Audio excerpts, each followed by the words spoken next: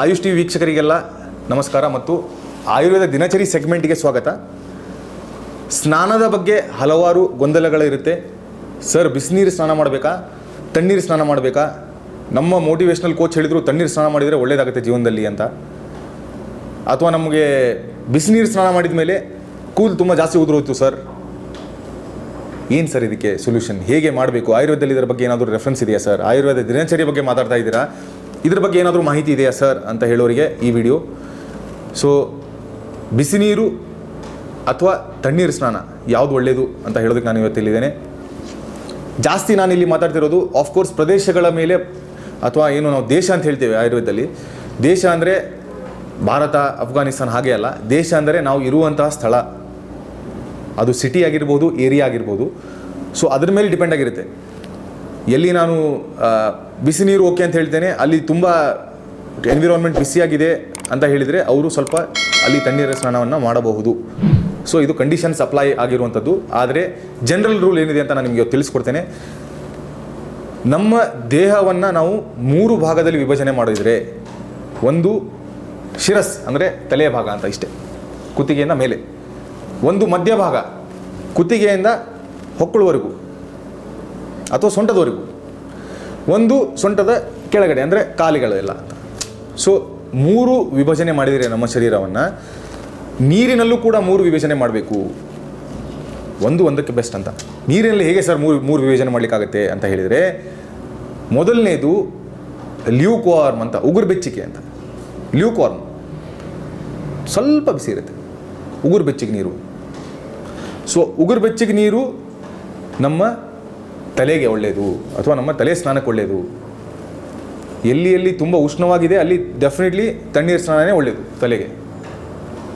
ಶೀತಲ ಜಲ ಅಂತ ಹೇಳ್ತೇವೆ, ಅಥವಾ ನಾರ್ಮಲ್ ಟೆಂಪ್ರೇಚರ್ಗೆ ಏನಿರುತ್ತೆ ನೀರು, ಅದು ಒಳ್ಳೆಯದು.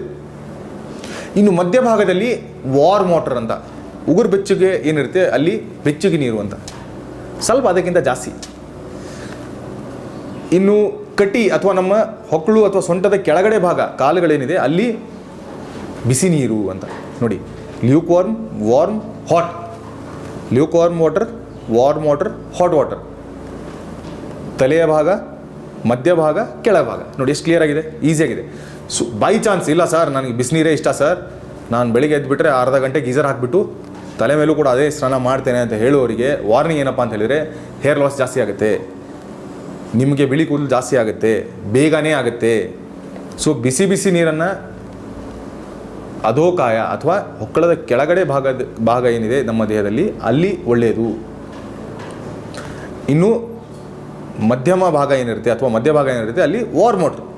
ತುಂಬ ಬಿಸಿ ಇರಬಾರ್ದು, ತುಂಬ ಕೋಲ್ಡ್ ಕೂಡ ಇರಬಾರ್ದು. ಸರ್, ಇವಾಗ ಬಿಸಿ ಮತ್ತು ಕೋಲ್ಡ್ ಅನ್ನೋದು ಕೂಡ ಅದು ಒಂದೊಂದು ಇಂಡಿವಿಜುವಲ್ಗೆ ತುಂಬ ಬಿಸಿ ಅಂದರೆ ಅದು ತುಂಬ ಕೋಲ್ಡ್ ಇರುತ್ತೆ, ಆ ಟೈಪು ಇರುತ್ತೆ. ಸೊ ಜನರಲ್ ಆಗಿ ಹೇಳ್ತಿರೋದು ನಾನು ಇದನ್ನು.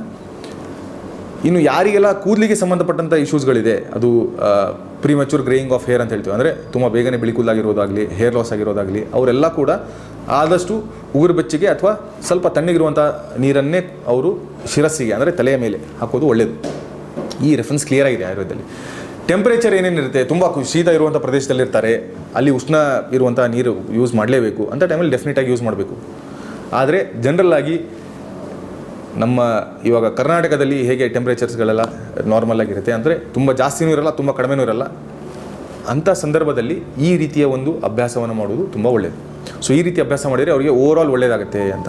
ಸೊ ಓವರಾಲ್ ಒಳ್ಳೆಯದು ಅಂದರೆ ಅವರ ಶರೀರಕ್ಕಾಗಲಿ, ಮಾನಸಿಕ ಸದೃಢತೆಗಾಗಲಿ ತುಂಬ ಒಳ್ಳೆಯದಾಗುತ್ತೆ ಅಂತ ಹೇಳ್ತಾ, ಈ ಬಿಸಿನೀರು ಮತ್ತು ತಣ್ಣೀರಿನ ಸ್ನಾನದ ಕನ್ಸೆಪ್ಟ್ ಏನಿದೆ ಅದರ ಬಗ್ಗೆ ಏನು ಮಾಹಿತಿ ಇತ್ತು ಅದನ್ನು ನಾನು ಮುಗಿಸ್ತಾ ಇದ್ದೇನೆ. ಮುಂದಿನ ಸಂಚಿಕೆಯಲ್ಲಿ ಮತ್ತೊಂದಿಷ್ಟು ಆಯುರ್ವೇದ ದಿನಚರಿ ಸೆಗ್ಮೆಂಟಿಗೆ ಸಂಬಂಧಪಟ್ಟಂಥ ವಿಡಿಯೋಸ್ಗಳನ್ನು ನಿಮ್ಮ ಮುಂದೆ ತೊಗೊಂಡು ಬರ್ತೇನೆ. ಅಲ್ಲಿವರೆಗೂ ಎಲ್ಲರೂ ಕೂಡ ಸ್ವಸ್ಥರಾಗಿರಿ ಮತ್ತು ನಗ್ತಾ ಇರಿ. ನಮಸ್ಕಾರ.